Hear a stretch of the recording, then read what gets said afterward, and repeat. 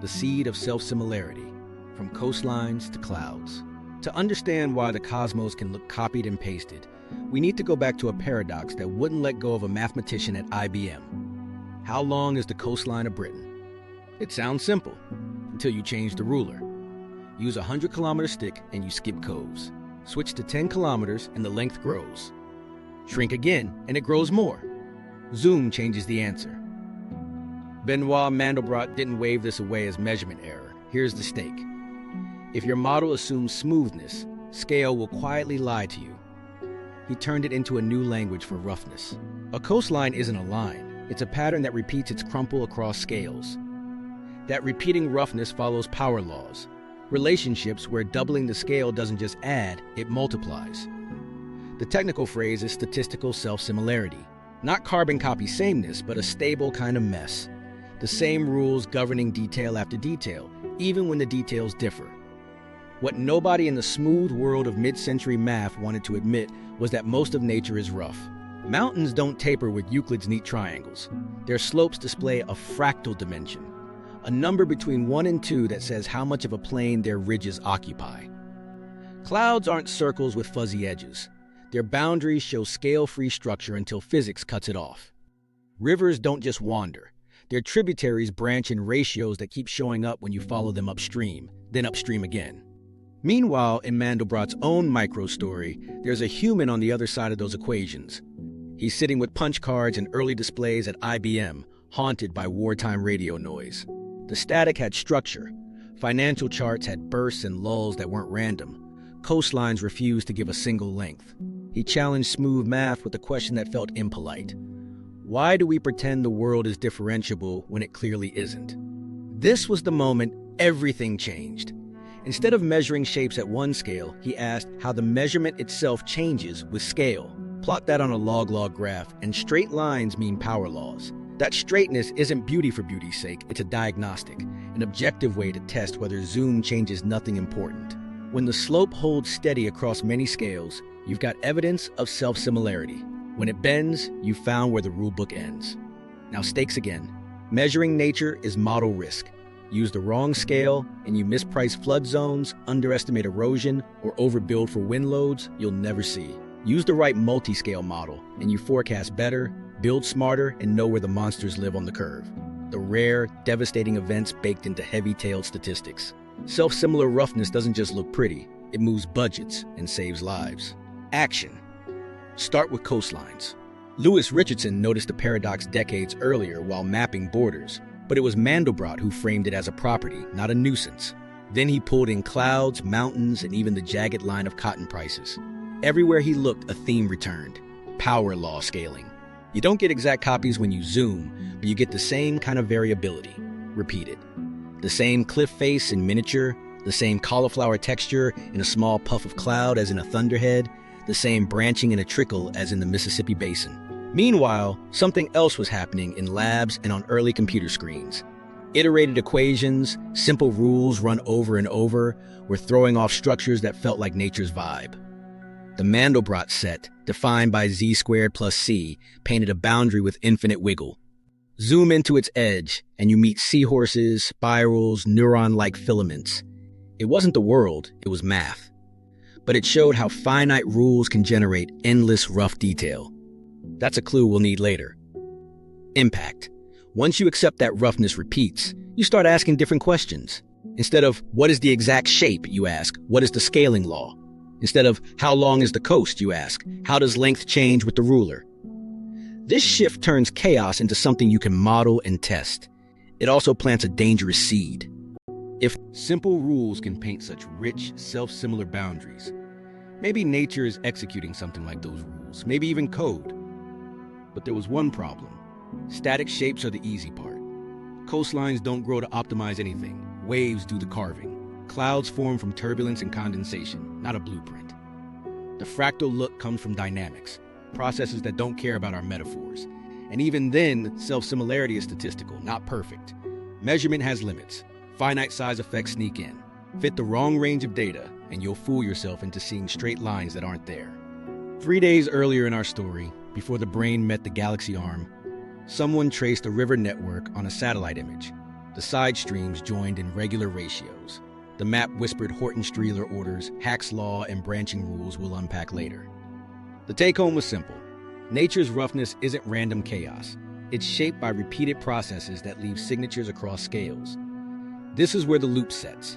Zoom changes nothing important. Becomes a testable claim you can throw against coasts, clouds, rocks, and markets. Though we'll be careful with that last one. For now, the seed is planted. Self-similarity is real, measurable, and useful. It can guide decisions and reveal hidden structure. It can also tempt us into stories that are cleaner than reality. While that was happening on Earth's surface, something more personal was waiting. Static shapes were only the prologue. Living systems don't just present roughness, they use it. Branching isn't a look, it's a strategy. And when a pattern becomes strategy, the stakes change from measurements to survival. Next, we walk inside a lung and watch the pattern fight for breath. Living fractals. Lungs, trees, and neurons. Walk into a human lung by scan, not scalpel, and the first thing you notice isn't pink balloons. It's a forest. The windpipe splits into 2 bronchi, then 4, then 8, then 16. A binary rhythm that keeps going until the branches are hair-thin and the dead ends bloom into alveoli. Surface area explodes. A pair of lungs fits in your chest, yet unfolds to something like a tennis court inside. That's the point. More surface means more oxygen exchange per heartbeat, more life per breath. There's a rule hidden in those branches. Murray's law says if one tube splits into 2, the cube of the parent's radius equals the sum of the cubes of the daughter's radii. It's not decoration. It's flow physics. Minimize the energy the heart spends pushing fluid while keeping velocity in a good range. The West-Brown-Enquist framework takes that logic up a level. Metabolic rate scales the body mass to the 3/4 power across species. Mouse to elephant, the slope holds. The branching network, blood vessels, air passages, sets how fuel and waste move, and the geometry sets the math. Stakes first. Optimization helps until it doesn't. A lung tuned to maximize surface with minimal volume also creates many choke points. In asthma, smooth muscle tightens along those small airways, and the fractal tree turns into a maze with narrow corridors. Flow becomes patchy, oxygen levels swing, and a network designed for efficiency reveals its fragility. In the brain, a clogged vessel, a fat droplet, a clot, can stall an entire subtree.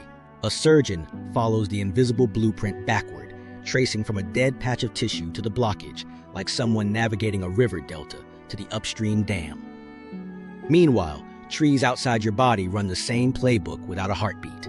A trunk splits into branches, which split again, delivering water and sugars with minimal material. Roots mirror the canopy underground, searching volume with a budget of carbon. The leaves aren't evenly spaced by chance. Spacing reduces self-shading and spreads risk to wind. The fractal feel isn't an aesthetic choice. It's the cheapest way to occupy space while reaching everything that matters. Light above, water below. Neurons raise the stakes further. Each neuron sends out dendrites that branch and branch, sampling input from thousands of neighbors. The axon often breaks into a spray of terminals, touching distant cells with minimal wire. Santiago Ramon y Cajal intuited the design rule a century ago. Minimize wiring while maximizing connections. Modern studies show dendritic trees with fractal-like statistics, branch length distributions, angles, and segment counts that repeat across scales within a cell type. Not perfect copies, but the same growth logic under constraints.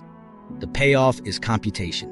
A brain builds multi-scale trees to integrate signals locally and globally, fast. Action in the lab.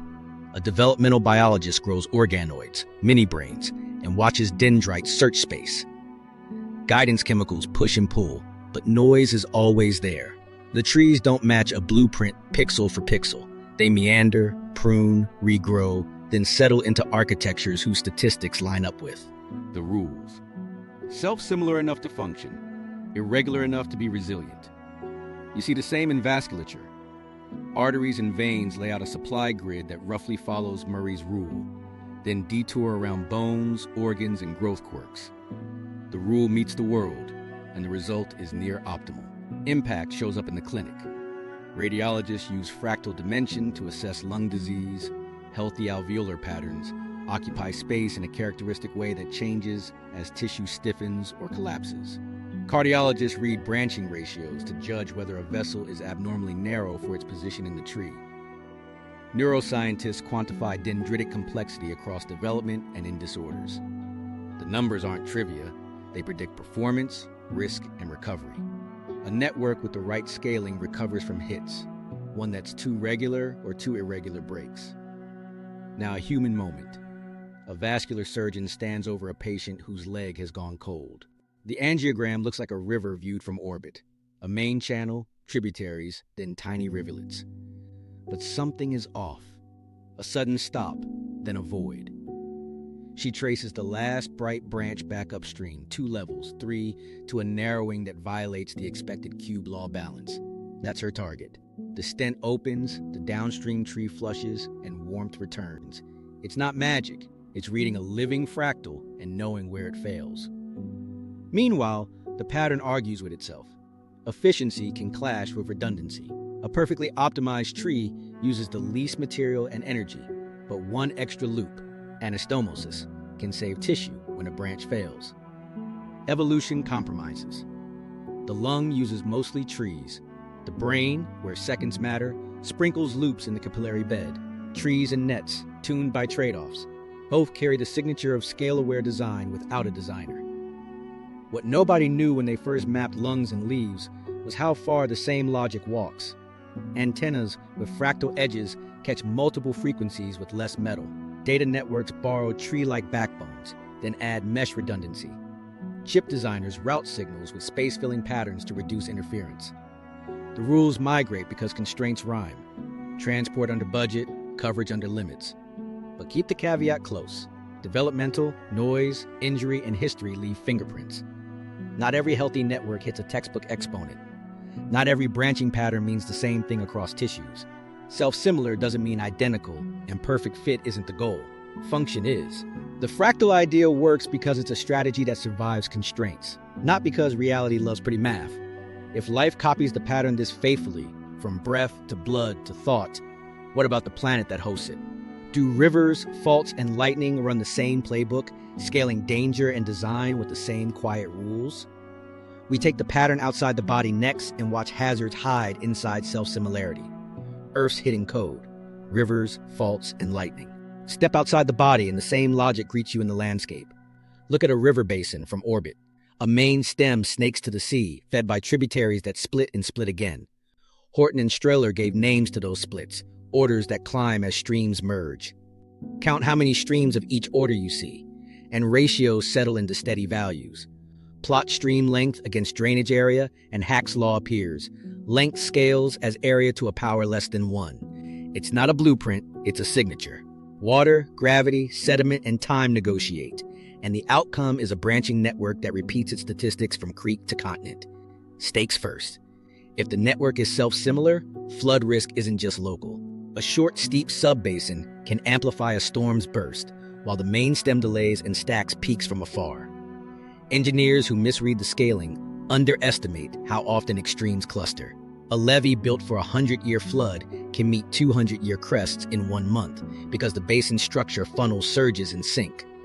The fractal dimension of the drainage pattern, how densely channels fill the plain, becomes a quiet predictor of how much ground a storm can mobilize. Action on the ground, a hydrologist lays transparent grids over a digital elevation model. Each square shows channels at that scale. Count and compare across magnifications. The ratios stabilize. Meanwhile, she walks a gravel bar after a storm and sees miniature versions of the basin carved in sand, a main trickle, side threads, tiny deltas. The rules that built the Rockies are rehearsed at her feet. Then the loop tightens. Satellite images pull back, and the same branching hierarchies stretch for hundreds of kilometers. Measurement links the toy in the mountain. Power law counts that don't care about the absolute size, only the relation across scales. Impact goes beyond pretty maps. Land use planners use stream order to rank crossing risks and set buffer zones. Insurance models that incorporate. Hack's exponent allocate reserves for clustered losses rather than isolated events.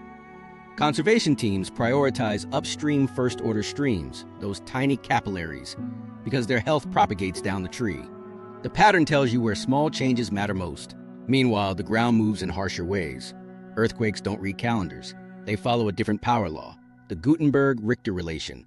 Count how many quakes exceed a magnitude m, and the number drops exponentially with m. In log terms, that's a straight line, a scaling law that says small quakes are common, big ones rare, but not rare enough to ignore. Fault networks themselves fracture with fractal geometry, overlapping breaks, stepovers, and splays that look like shattered glass at every scale. One rupture can trigger adjacent segments in a cascade, not because the Earth is malicious, but because stress redistributes along a self-similar map of weaknesses. Stakes here are direct. If you think of hazards as isolated, you plan for recovery between hits. But in a cascading regime, the first failure raises the odds of the second. Building codes that acknowledge correlated shocks, aftershocks along complex fault webs, save lives. Emergency planners stage resources not only near the epicenter, but along the likely chain. Action during a swarm. A seismologist watches the catalog fill. Dozens of small events cluster along a bend in the fault. The magnitude frequency plot holds its slope. Then a larger rupture tears through, and the aftershocks sketch the same geometry in miniature around the main break. He overlays historical maps, and the fit is eerie. The same splayed segments lit up decades ago. The network is writing in its old hand. Lightning writes its own script in milliseconds. As a storm charges, electric fields push electrons through air, but air resists until a leader forms. A thin, ionized channel stepping toward the ground in jagged jumps. Each step branches, exploring paths of least resistance. What you finally see is a Lichtenberg figure burned into sky and sometimes into skin or sand. A fractal tree that forks down and from the ground meets an upward streamer. The strike closes the circuit along a path chosen by a branching search. Stakes again. Lightning protection isn't about a single rod. It's about covering many possible branchings. Fractal antennas, those same self-similar edges that catch multiple wavelengths, also help intercept diverse strike geometries. Power grids design grounding systems that spread current over space, like a squat tree, lowering local damage. Misreading the branching can leave dead zones where a leader prefers to close. Action in slow motion. High-speed cameras capture a leader's staccato descent. You see the branch hesitate, split, die, and one limb win. The overall figure fills space with a dimension between a line and a plane, the hallmark of a fractal. In lab setups, dielectric breakdown on acrylic plates etches frozen lightning patterns. The lab's small sparks mimic the storm's giant search, a visual echo of scale invariance. Impact ties the trio together.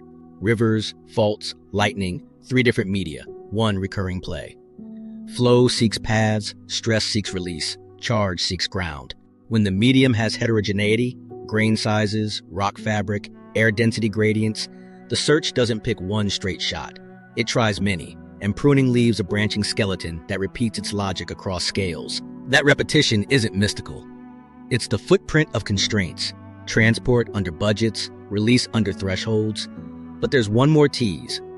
These self-similar signatures also show up where no physical river runs, in prices. Volatility clusters like aftershocks. Gains and losses cascade like tributaries. The temptation to call markets fractal is strong and risky. Before we chase money, we need one more scale drop, down to electrons and the rules that conjure fractal patterns from simple quantum moves. Quantum textures, fractals and electrons, and phase transitions.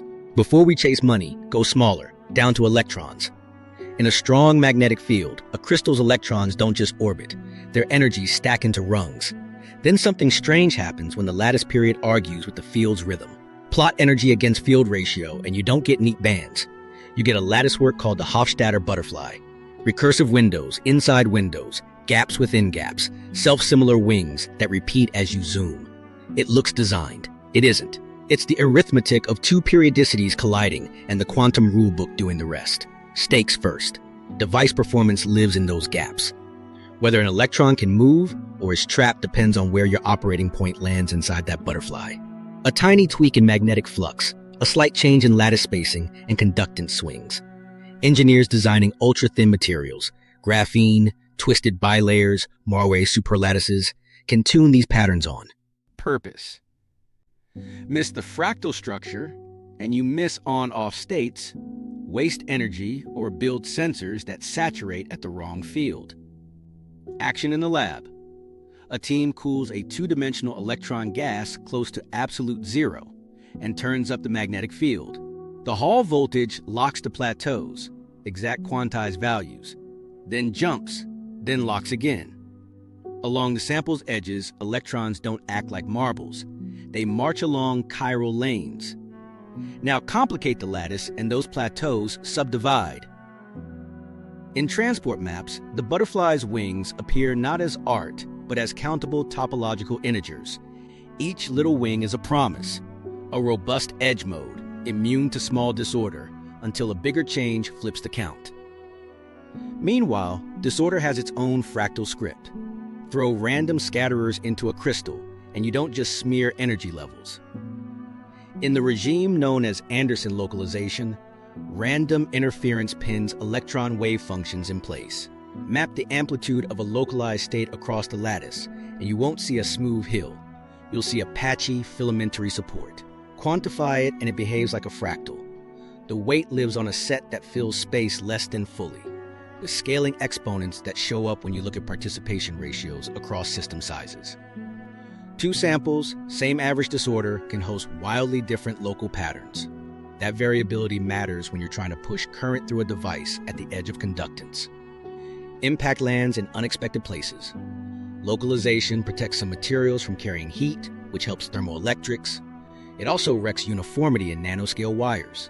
The fractal character of the states means that a defect in the wrong place kills transmission across many energies, while a defect a few atoms over barely matters. Reliability becomes a question of geometry, not just purity. Now widen the lens a bit to phase transitions, the moments when matter changes its mind. Heat a magnet and watch a line spins lose their order.